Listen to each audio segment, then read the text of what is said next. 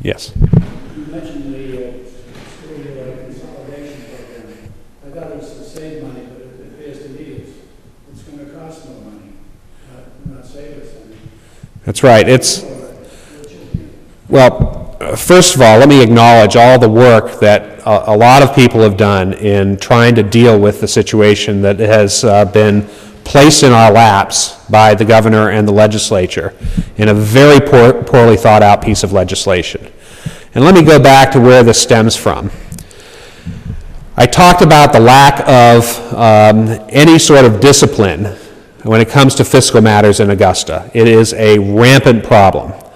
And because of that, the governor and the legislature have gone to the well in trying to find gimmick after gimmick after gimmick to balance the state budget. They sold the liquor system to an out-of-state firm. All of our liquor distribution is now no longer handled by the state, but an out-of-state firm. We got a big one-time payment and gave up all of that revenue stream down the road.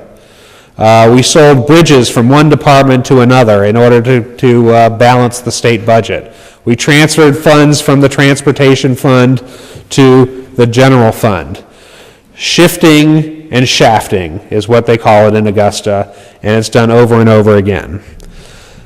The school consolidation bill was another one of these efforts. There was a big hole in the budget that had to be plugged, and the governor came up with this plan and assigned a dollar amount of savings that this plan would create. Made an assumption that all these school districts would save so much money and booked the savings in the budget.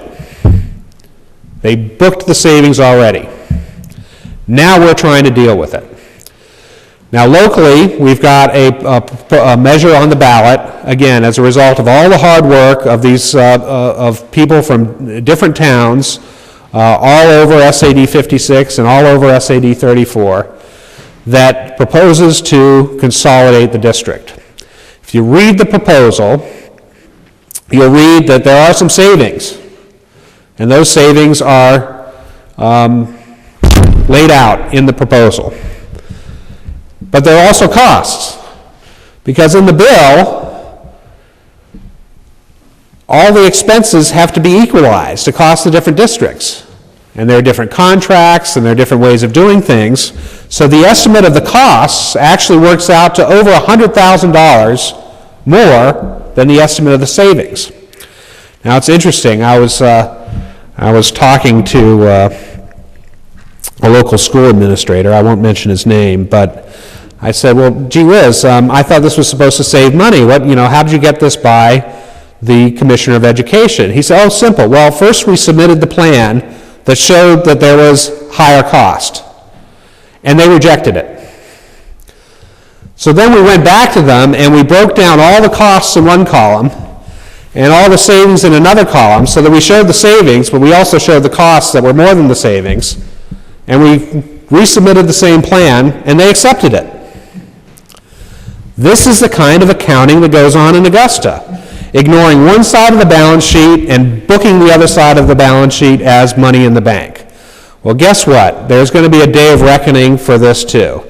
Just like the fat cats on Wall Street that screwed up the mortgage market, the legislators in Augusta are going to come back, and we're going to be facing, I estimate about a $20 million budget hole starting with the next legislature.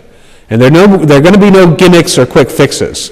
We're going to have to get down to the hard work of actually right-sizing state government and focusing on the most important priorities and letting some other worthy things, but less necessary things, go by the wayside. Well, as far as the clean election system goes, I've personally chosen not to participate in it, and I'm raising funds privately from individuals and groups that support my campaign. The maximum contribution I can accept is $250, and I can promise you I'm not going to sell my soul for $250. That said, the clean election system is certainly not perfect. It was instituted by referendum, so if it were to be repealed, it would have to be repealed by referendum too. but I think it needs to be reformed.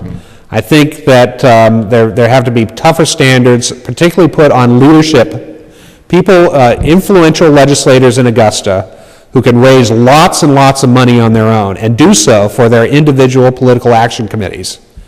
They raise thousands and thousands of dollars for their political action committees and then turn around and run their own campaigns on state money. This practice has to stop, and I don't think it's outside the spirit of the clean elections law to offset dollar for dollar any clean elections money for any money run in a leadership PAC by leaders in the legislature.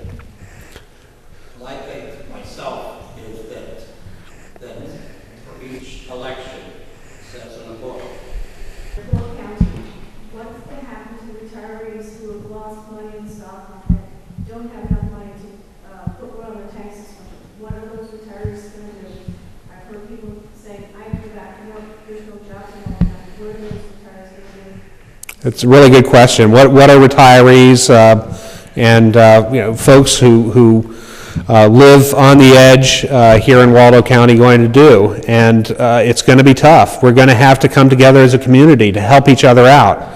The state government is going to have to focus its attention on the most needy folks rather than paying high-flying salaries for lots of bureaucrats in Augusta.